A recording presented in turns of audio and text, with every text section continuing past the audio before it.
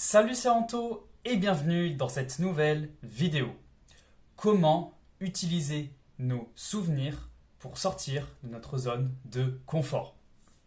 Quand tu t'apprêtes à faire quelque chose d'inconfortable, donc quand tu as envie de faire quelque chose qui te fait peur, eh bien tu as tendance à être bloqué, à ne pas passer à l'action. C'est pour ça que dans cette vidéo, je vais te montrer comment utiliser nos souvenirs pour passer à l'action dans l'inconfort. Donc par exemple, tu es dans la rue, tu as envie d'aborder un inconnu, tu as envie de parler à cet inconnu, voilà, il fait quelque chose qui t'intrigue, mais tu as peur de lui parler parce que tu as peur de le déranger et du coup tu ne passes pas à l'action, tu ne vas pas lui parler.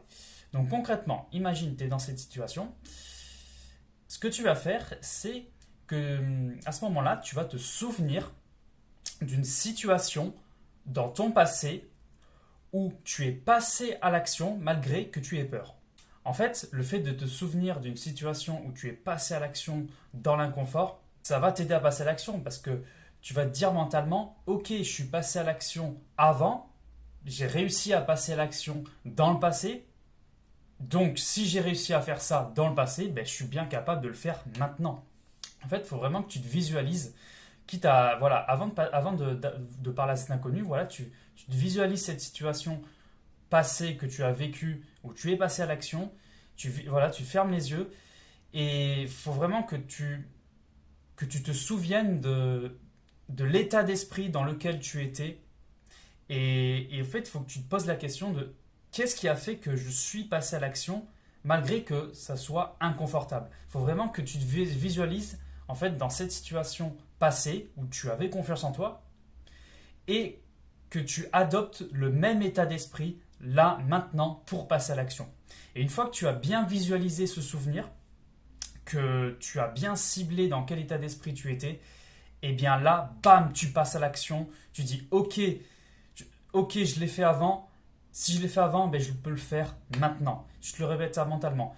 Si je l'ai fait avant, et bien maintenant, je suis capable de le faire malgré que j'ai peur. Je peux le faire.